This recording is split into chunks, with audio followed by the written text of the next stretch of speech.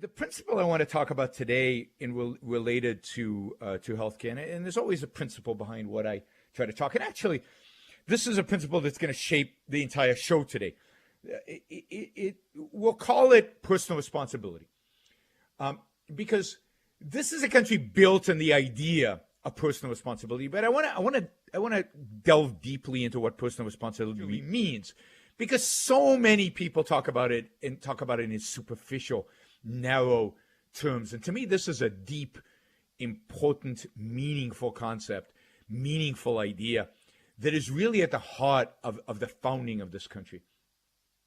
This country is about leaving people free to pursue their own happiness. This is a country that believes, or at least in its founding believed, that every individual has the capacity, using his reason, using his mind, to figure out what's good for himself and to go and pursue it. And if they don't, if they make mistakes, or they just are lazy, or they just don't figure out what's good for themselves, that's on them.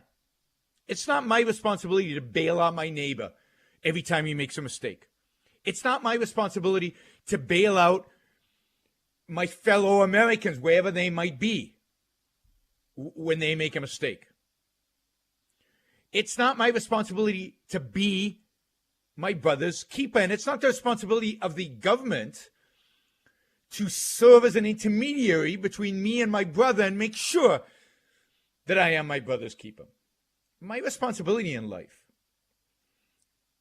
is to take care of myself, is to live the best life I can for myself, is to do and engage in the actions and in the thoughts necessary to achieve something with my own life and to make something of my own life.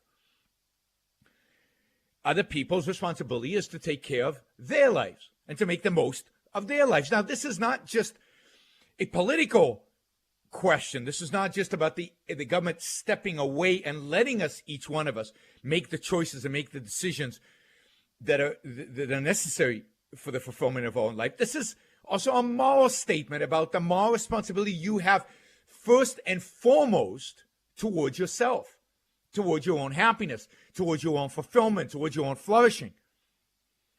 And only secondarily, and only to the extent that it serves your own life, to help your neighbor and to help your brother, to help your fellow American. But we are not obligated to do so. There's nothing in the Constitution and Declaration of Independence that says, that indicates, that suggests, or in the Federalist Paper for that sense, that we have a moral obligation or political obligation to take care of everybody who makes a mistake out there, or anybody who's just too lazy to take care of themselves. It's not only about mistakes. Mistakes are kind of morally neutral, but some people are just immoral. People just behave badly. People just don't think. People just don't engage in what is necessary to live a fulfilling, successful life. And is it my responsibility, therefore, to jump in and with my wallet open to rescue them at every opportunity? Now, that's what Obamacare suggests. And that's what the whole idea of socialized medicine suggests. Obamacare is not insurance. Socialized medicine is not insurance. Obamacare and socialized medicine view healthcare as something, they view it as a right that it's our responsibility to grant those who otherwise would not buy insurance, let's say. No, it's your responsibility to buy insurance. And if you don't, that's on you, not on me.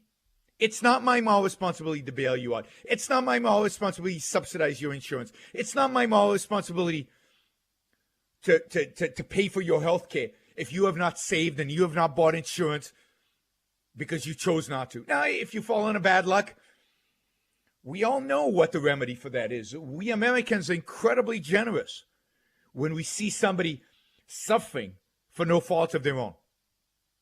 Charity, it's called charity. And charity has always been part of American life.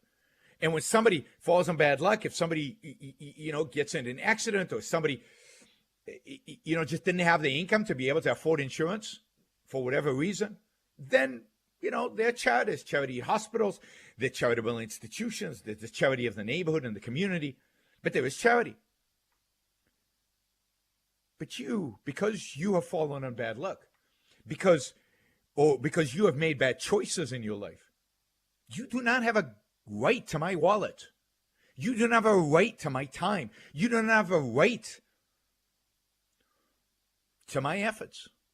My life is mine. That's what the right to life, liberty, and the pursuit of happiness means in a Declaration of Independence. You cannot have a right to health care because that right to health care necessitates that I provide it to you.